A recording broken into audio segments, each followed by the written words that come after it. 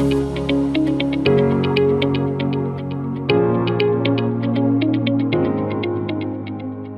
वालेकुम क्लास। अब आज आप लोगों का ये जो रिमेनिंग टॉपिक है कोऑर्डिनेट कोवलेंट बॉन्ड के बाद, वो है डिफरेंसेस बिटवीन। छोटा सा टॉपिक है, ज्यादातर आप ही ने करना है, मैं सिर्फ आपको समझा रहा हूँ कि कैसे करना है। अदरवाइज सारा काम आपके नोट्स के अंदर मौजूद है। आपके पास डिफरेंस बिटवीन एग्जाम में आ सकता है between ionic bond and covalent bond, या covalent bond and coordinate covalent bond, या ionic bond and coordinate covalent bond. ये तीसरा वाला हो सकता है, इतना ना है, लेकिन शुरू के जो दो बताए वो आपके आ सकते हैं। तो लेट सपोज अभी बात कर रहे हैं आयनिक एंड कोवलेंट बॉन्ड की। आयनिक बॉन्ड पहला पता है आपको, ट्रांसफर ऑफ इलेक्ट्रॉन होते हैं। मैं समराइज कर रहा हूँ, मैं डिटेल नहीं पढ़ा, डिटेल आपके सामने है, आप पढ़ सकते हैं। पहला पॉइंट क्या है, एक में ट्रांसफर होता है, दूसरे में शेयरिंग होता है। तो पहला पॉइंट, आयनिक में ट्रांसफर और कोवलेंट में शेयरिंग ऑफ इलेक्ट्रॉन्स होती है। आयनिक बॉन्ड जब भी बनता है आपके पास एक कैटायन और दूसरा एनायन होता है।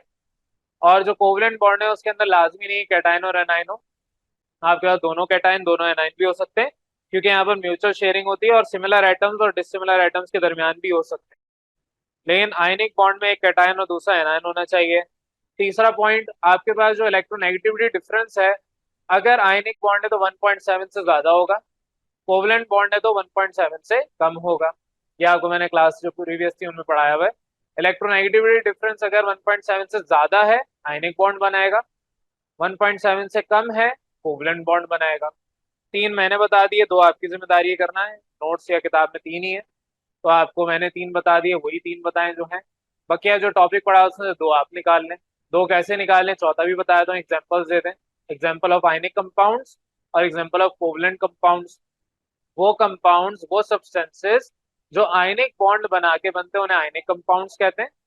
वो कंपाउंड्स या वो सब्सटेंसेस जो कोवलेंट बॉन्ड बना के आते हैं उनको हम कोवलेंट कंपाउंड्स कहते हैं। सिमिलरली जो कोऑर्डिनेट कोवलेंट कंपाउंड्स बनाएंगे उनको हम जो कोऑर्डिनेट कोवलेंट बॉन्ड बनाएंगे उनको कोऑर्डिनेट कोवलेंट कंपाउंड्स कहेंगे।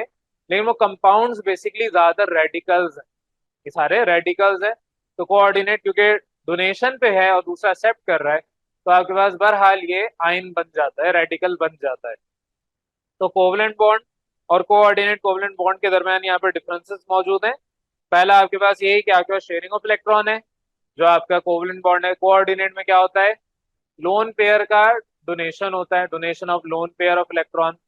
तो शेयरिंग उधर भी है, लेकिन आपके लोन पेयर की शेयरिंग है। यहाँ पर आपके पास बॉन्ड इलेक्ट्रॉन्स हैं या अनशेयर्ड अनपेयर्ड इलेक्ट्रॉन्स हैं, उधर आपके पास लोन पेयर ऑफ इलेक्ट्रॉन की शेयरिंग पे ये बॉन्ड बनता है। इसके अलावा यहाँ पर म्यूचुअल शेयरिंग होती है, उधर आपके पास एक डोनेट करता है एक एक्सेप्ट करता है। वर्बली, वर्बली तो खैर नहीं, मैं आपको ऊपर ऊपर से बता रहा हूँ, बाकी आप डेप्थ खुद पढ़ेंगे। बाकी कोवलेंट बॉन्ड आपको मैंने बताया पोलर भी है नॉन पोलर भी है, लेकिन कोऑर्डिनेट कोवलेंट बॉन्ड हमेशा पोलर होगा, बिटवीन डिफरेंट एटम्स होगा, सिमिलर एटम्स के दरमियान कोऑर्डिनेट नहीं बनता। नेक्स्ट आपका पॉइंट है जिसमें आपसे कहा है कि कोवलेंट बॉन्ड सिर्फ कोवलेंट करेक्टर रखता है।